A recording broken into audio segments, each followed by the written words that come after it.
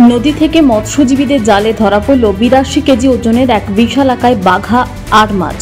ঘটনা জলপাইগুড়ির কুমারগ্রাম ব্লকের অসম বাংলা সীমান্তের পাকড়িগুড়ি এলাকার।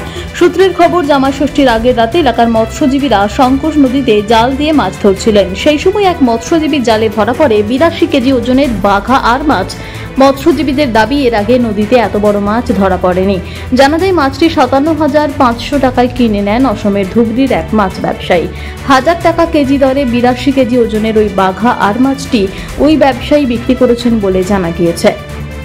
জলপাইগুড়ি থেকে নিজস্ব প্রতিনিধির রিপোর্ট, টিভি নিউজ 10।